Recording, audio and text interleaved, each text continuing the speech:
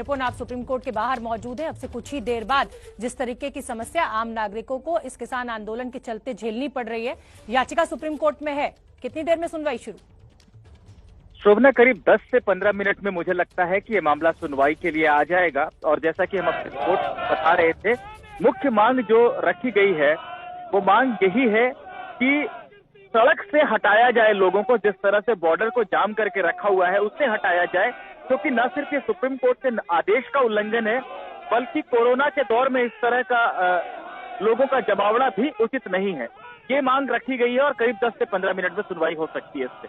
बिल्कुल निपुण, लेकिन हमें ये भी याद रखना होगा कि जब सीएए के चलते शाहीन बाग में इसी तरीके का धरना प्रदर्शन सड़क पे चल रहा था तो सुप्रीम कोर्ट ने रिपोर्ट मांगी थी। आज क्या रुख होगा सुप्रीम कोर्ट का, इसका इंतजार आप नजर बना के रखिए।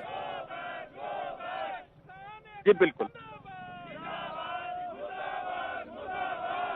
और उधर आंदोलन कर रहे किसान संगठनों की तरफ से सरकार को चिट्ठी लिखी गई है। किसानों ने सरकार से नया प्रस्ताव भेजने की मांग भी की है।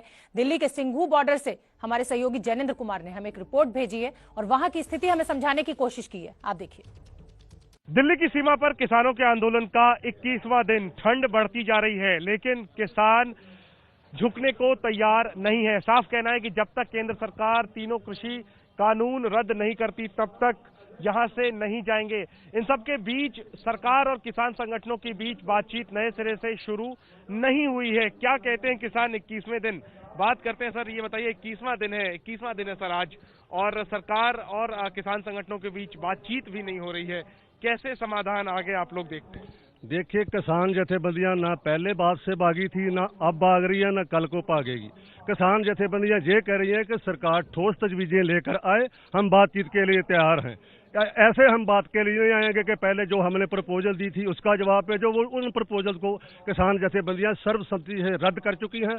नहीं कोई प्रपोजल आएगी ठोस कारमत तो किसान जथेबंदियां बातचीत के लिए तैयार हैं। ठीक है, लेकिन हम देख रहे हैं कि प्रधानमंत्री लगातार जो कृषि सुधार कानून है उसकी तारीफ कर रहे हैं अपने हर सार्वजनिक कार्यक्रम में। कल भी उन्होंने गुजरात के कार्यक्रम में फिर से तारीफ की और उदाहरण भी दिया कि किस तरीके से जब गुजरात में उन्होंने डेयरी आदि के क्षेत्र में सुधार किए, उन्होंने कहा कि कोई उद्योगपति डेयरी उत्पादकों की डेयरी या फिर उनके पशु लेकर नहीं गया।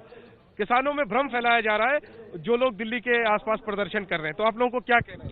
वो गुजरात में कह रहे हैं लेकिन किसान तो दिल्ली के मोर्चों में डटे हुए हैं। प्रधानमंत्री जी को सिंघू बॉर्डर क्यों नहीं याद आ रहा, टिकरी बॉर्डर क्यों नहीं याद आ रहा, यूपी का बॉर्डर क्यों नहीं याद आ रहा? किसानों की अगुवाई कर रही है, वो इधर बैठी हुई है, कड़ाके की ठंड में बैठी हुई है और तब तक बैठी रहेंगी जब तीनों खेती विरोधी काली कानून जो वापस नहीं हो जाता। आपको लगता है प्रधानमंत्री को सिंघू बॉर्डर, टिकरी बॉर्डर आना चाहिए? बिल्कुल आना चाहिए। इधर आके देखें क्या बन रहा है इधर। लेकिन आप लोगों के मद्देनजर ही तो वो बार बार कह रहे हैं कि किसान जो है उनको भ्रमित किया जा रहा है और ये कृषि कानून जो है वो फायदे के लिए है, कोई नुकसान नहीं होगा। कोई अपने घर बैठ के बोली जाएगा, ऐसे थोड़ा बात चलेगी। इधर आके बोले फिर पता चलेगा क्या बन रहा है इधर। किसानों ने मांगे ही नहीं है खेती कानून। जब किसानों ने मांगे ही नहीं है तो फिर प्रधानमंत्री कैसे सख्त कर रहे हैं? हमें कह रहे हैं हमें कोई कानून की भूख नहीं है, तो हमारी भूख मिटाने के लिए प्रधानमंत्री क्यों खामखा हमारे मुंह में डाल रहे हैं कानून? तो चाहे सरकार हो या खुद प्रधानमंत्री हो, कृषि कानूनों के बचाव में, तारीफ में जो भी कहें, लेकिन पंजाब के जो किसान दिल्ली की सीमा पर डटे हुए हैं उनका कहना है कि सरकार जो है वो किसानों को भ्रम में डाल रही है, ना कि किसान किसी भ्रम में यहाँ प्रदर्शन कर रहे हैं। और साफ कहना है कि जब तक कृषि कानून रद्द नहीं होते तब तक किसान यहाँ से नहीं जाएंगे। इन सबके बीच किसान संगठनों ने सरकार की तरफ से 9 तारीख को जो एक प्रस्ताव आया था, संशोधन का प्रस्ताव, उसको हालांकि खारिज कर दिया गया था सर्वसम्मति से, लेकिन उसका जवाब, औपचारिक तौर पर लिखित जवाब सरकार को भेजा है और कहा है कि हम न सिर्फ सरकार के प्रस्ताव को खारिज करते हैं बल्कि ये भी कहा है कि सरकार दूसरे अन्य किसान संगठनों के साथ जो बातचीत कर रही है वो बंद करे। और साथ ही साथ सरकार के कुछ मंत्रियों के जो बयान है जो आंदोलन को लेकर के सवाल खड़ा कर रहे हैं उसके मद्देनजर कहा गया है कि सरकार किसानों के आंदोलन को बदनाम करना बंद करे। कैमरा पर्सन जितेंद्र के साथ Jainendra, ABP news, Singhu border, Delhi. तो किसान आंदोलन को लेकर कांग्रेस और बीजेपी में भी राजनीतिक लड़ाई लगातार जारी है। कांग्रेस जहां बीजेपी को असली टुकड़े गैंग बता रही है तो बीजेपी का कहना है कि किसानों को गुमराह किया जा रहा है विपक्षी दलों के द्वारा। अगर वास्तव में देखा जाए तो भारतीय जनता पार्टी है जो पूरे समाज को बांटने का काम करती है, जो एक अच्छे उद्देश्य के लिए किसानों ने आंदोलन शुरू किया उसका बंटवारा करने की कोशिश कर रहे हैं, उसमें तोड़फोड़ करने की कोशिश कर रहे हैं, तो वास्तव में अगर टुकड़े टुकड़े गैंग का सरगना कहा जाए तो भारतीय जनता पार्टी है और कोई नहीं है। कुछ लोगों में, कुछ भाइयों में, कुछ कृषक भाइयों में किसी भी तरह का भ्रम है, तो उस भ्रम को किसी ने भ्रम पैदा भी किया है, तो सरकार ने उसमें कोई अहंकार नहीं दिखाया। सरकार ने कहा कि हम बिल्कुल आपके साथ हैं, आपके अंदर, आपके दिमाग में किसी भी तरह का भ्रम है उसको हम दूर करेंगे।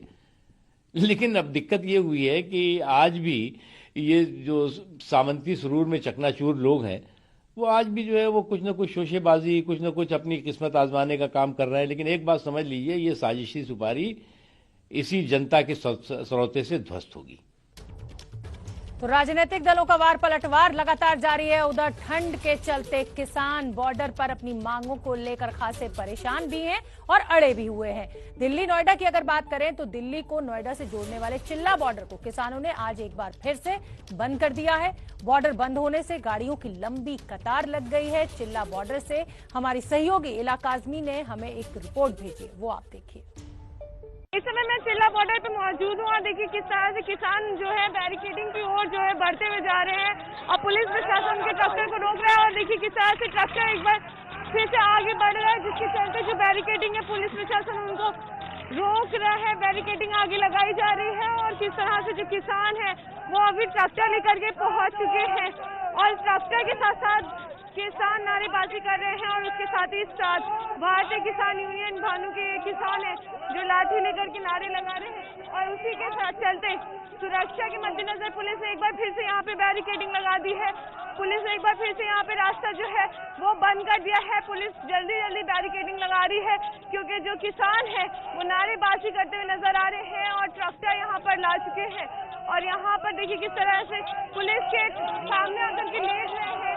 जो किसान है वो पुलिस के सामने आके बैठ गए हैं, बैठ गए हैं और पुलिस प्रशासन उन्हें मनाने की कोशिश कर रहा है, बातचीत करने की कोशिश कर रहा है। पुलिस के आगे जमीन पे बैठे आपको नजर आ रहा होगा। लगातार कई दिनों से किसान प्रदर्शन कर रहे हैं कृषि कानून के विरोध में। उनका कहना है कि उन्होंने एक तरफ का सड़क राहतियों के सहूलियत के लिए खोल दिया था, आम आदमियों की सहूलियत के लिए खोल दिया था, लेकिन जो प्रशासन है और जो पुलिस है वो उनके साथियों का उत्पीड़न कर रही है। अलग अलग राज्यों में उनके साथियों को रोका जा रहा है, ट्रैक्टरों को रोका जा रहा है, उन्हें हिरासत में लिया जा रहा है। और इसके चलते उन्होंने आज ये फैसला किया है कि जो राहत दी है वो रोक देंगे, यानी कि ये जो रास्ता है वो एक बार फिर से रोक देंगे।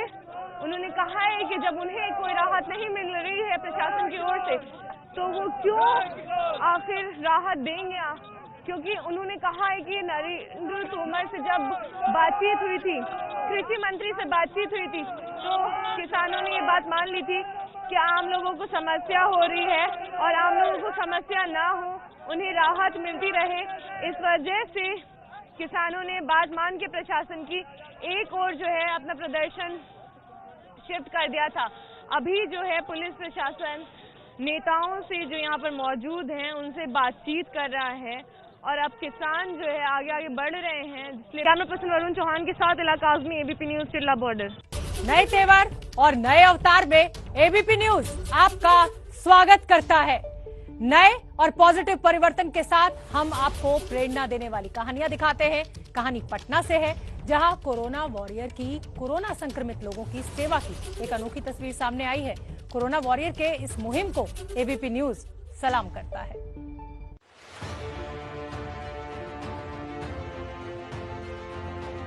कहते हैं जब कुछ कर गुजरने का इरादा कर लो तो कुछ भी नामुमकिन नहीं होता। कोरोना महामारी के इस दौर में जहां लोगों को सिस्टम की नाकामी झेलनी पड़ रही है, तो बिहार में एक कोरोना वॉरियर कोरोना संक्रमित लोगों के लिए संजीवनी देने का काम कर रहे हैं। बिहार की राजधानी पटना में रहने वाले गौरव सिन्हा कोरोना पीड़ितों की मदद के लिए 251 ऑक्सीजन सिलेंडरों का बैंक चला रहे हैं। आपको बता दें कि गौरव सिन्हा खुद भी कोरोना पीड़ित हो गए थे, तब उनको इलाज के दौरान ऑक्सीजन सिलेंडर लगाने की जरूरत पड़ी थी, लेकिन पीएमसीएच में ऑक्सीजन सिलेंडर की व्यवस्था नहीं होने के कारण गौरव सिन्हा को बहुत परेशानी का सामना करना पड़ा था। 14 जुलाई को ऑल ऑफ सडन मुझे सांस लेने में परेशानी हुई। आपको कोविड हुआ था? कोविड हुआ था और बड़े जद्दोजहद के बाद मुझे पीएमसीएच में दाखिला मिला। तो उसी दिन बेड पे बैठे बैठे मैंने अपनी वाइफ से बोला कि अगर मैं मर गया तो अलग बात है, अगर जिंदा रहूंगा तो क्यों ना हम लोग एक ऑक्सीजन बैंक करें और लोगों की सहायता करें। अगर 10 आदमी भी बच जाएगा तो ये हम लोग की जीत होगी। इस समय पूरा विश्व कोरोना महामारी से जूझ रहा है। ऐसे में गौरव की लोगों को संजीवनी देने वाले इस जज्बे को एबीपी न्यूज सलाम करता है। इनके दिमाग में ख्याल आया कि दूसरों की मदद करनी चाहिए। वो लोग जो ऑक्सीजन की वजह से मौत से लड़ रहे हैं, वो लोग जिन्हें ऑक्सीजन की वजह से मौत हो जा रही है, क्यों ना उन्हें जीवन दान दिया जाए, क्यों ना उनके लिए संजीवनी बना जाए। अपने सहयोगी विशाल राय के साथ नीतिश्री, एबीपी न्यूज, पटना। जैसा कि आप जानते ही हैं, बदल गया है एबीपी न्यूज का रंग और बदल गया है तेवर। एबीपी न्यूज अब खबरें दिखाएगा लिमिटलेस अंदाज में, मतलब खबरों के लिए कोई भी हद पार कर जाएगा एबीपी न्यूज।